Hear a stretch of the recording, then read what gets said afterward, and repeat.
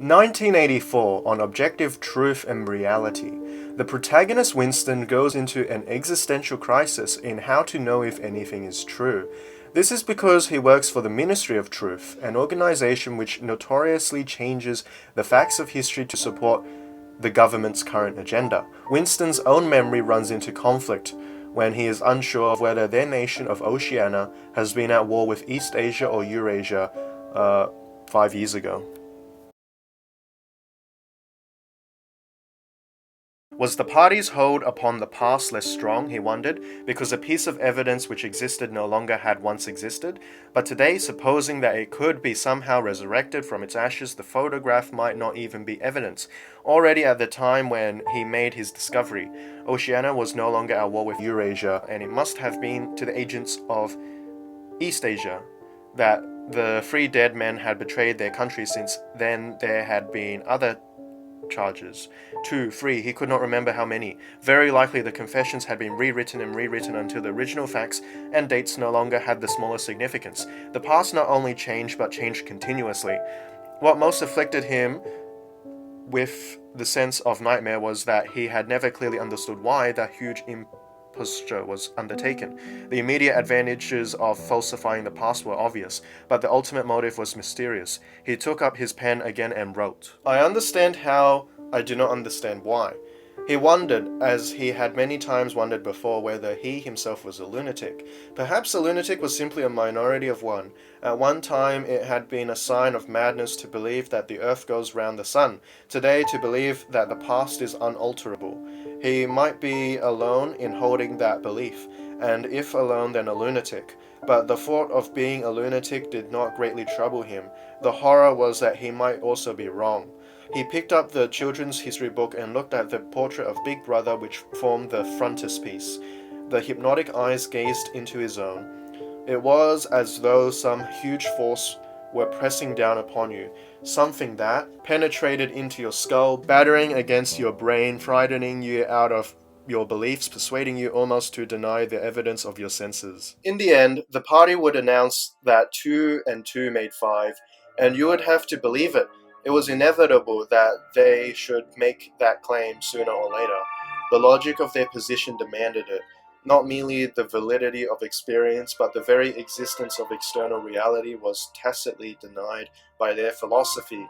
The heresy of heresies was common sense, and what was terrifying was not that they would kill you for thinking otherwise, but that they might be right. For after all, how do we know that 2 and 2 make 4? Or that the force of gravity works, or that the past is unchangeable? If both the past and external world exist only in the mind, and if the mind itself is controllable, what then? The party told you to reject the evidence of your eyes and ears. It was their final, most essential command. His heart sank as he thought of the enormous power arrayed against him, the ease with which any party intellectual would overthrow him in debate, the subtle arguments which he would not be able to understand, much less answer. And yet he was in the right. They were wrong, and he was right. The obvious, the silly, and the true had got to be defended. Truisms are true, hold on to that. That solid world exists. Its laws do not change. Stones are hard, water is wet, objects unsupported fall towards the earth's center. With the feeling that he was speaking to O'Brien, and also that he was setting forth an important axiom, he wrote, "Freedom is the freedom to say that 2 plus 2 makes 4.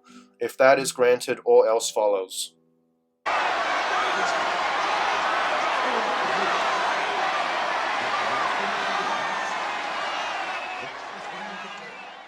I think that the revisionism of history and the facts is dangerous, and can lead to a dogmatic following of whoever is in charge, or whosoever happens to shape the laws and dictates of their society to suit their narrative.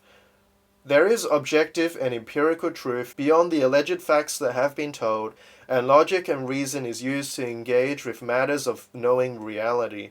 A denial of any objectivity leads to a rabbit hole of solipsism, or could even lead to harm and rejection of the ego, which is technically what totalitarian governments want to do to create a society of obedient, uncritical, unconscious servants who do as they are told. It is also quite interesting how language in the form of newspeak is being modified to suit the party and prevent thought crimes. This is a dumbing down of words, and as words categorizes and language defines our ability to apprehend the world, obliterating words leads to a destruction of these concepts, and this means that humanity loses another thought and perception of our physical real world. No truer can this be seen than in the internet parlance, where some words are shortened to mere abbreviations like TBH, to be honest, TLDR, too long don't read, FYI, for your information, etc.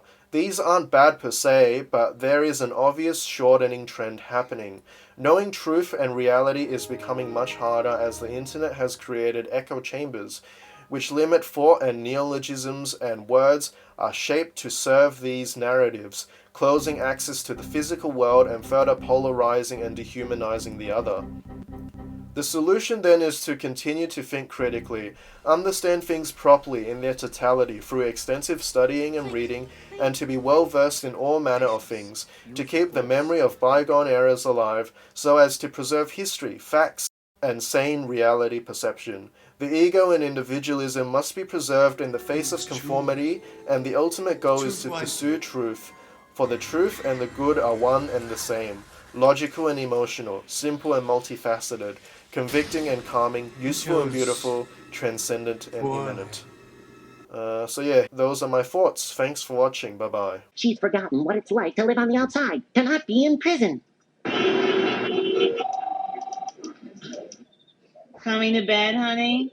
Yes, dear. It all starts with a quick look-see into someone's bag, and then it's a brisk peek-a-rooney at our phone records, and before you can say 1984, the thought police are forcing you to bend and spread.